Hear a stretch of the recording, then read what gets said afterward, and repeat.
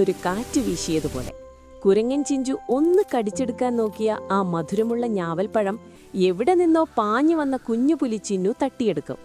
ഏയ്, എന്റെ ഞാവൽപ്പഴം തിരികെത്താ ചിന്നു! ചിഞ്ചു ദേഷ്യത്തോടെ മരവള്ളികളിലൂടെ ഊഞ്ഞാലാടി ആ പുലിക്കുട്ടിയുടെ പുറകെ പാഞ്ഞു. ചിന്നു തിരിഞ്ഞു നോക്കി കുസൃതിയോടെ ചിരിച്ചു.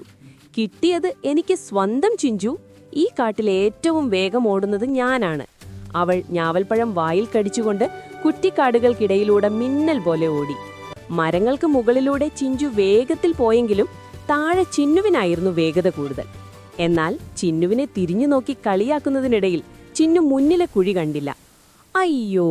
വലിയൊരു കുഴിയിലേക്ക് അവൾ വഴുതി വീണു. ഒരു വലിയ ചളിക്കുണ്ടായിരുന്നു അത്.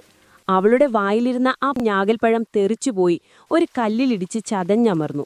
മുകളിലെ ഒരു മരക്കൊമ്പിലിരുന്ന ചിഞ്ചു താഴേക്ക് നോക്കി. ചിന്നു ആ ചളിയിൽ നിന്നും കയറാൻ ശ്രമിക്കുന്നുണ്ടായിരുന്നെങ്കിലും വഴുതി വഴുതി താഴേക്ക് തന്നെ വീണു. അവളുടെ ദേഹമാകെ ചളി പുരണ്ടിരുന്നു.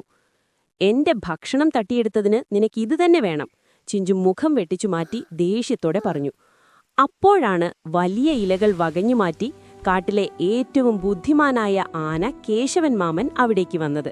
ചളിയിൽ വീണ പുലിക്കുട്ടിയെയും മരത്തിലിരുന്ന് ദേഷ്യപ്പെടുന്ന കുരങ്ങനെയും അദ്ദേഹം കണ്ടു. ചിഞ്ചു, കേശവൻ മാമന്റെ ശബ്ദം കാട് മുഴുവൻ മുഴങ്ങി.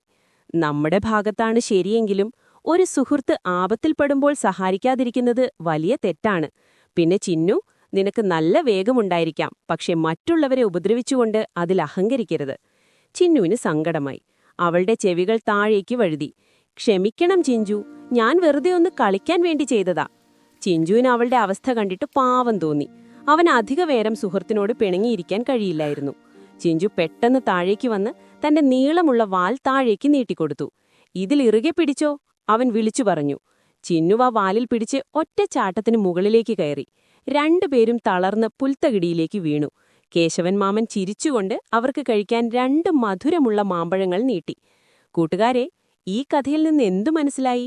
ഓട്ടത്തിലും ചാട്ടത്തിലും മിടുക്കനായാൽ മാത്രം പോരാ, കൂട്ടുകാർക്ക് ഒരാവശ്യം വരുമ്പോൾ സഹായിക്കാനും നല്ല മനസ്സുണ്ടാകണം.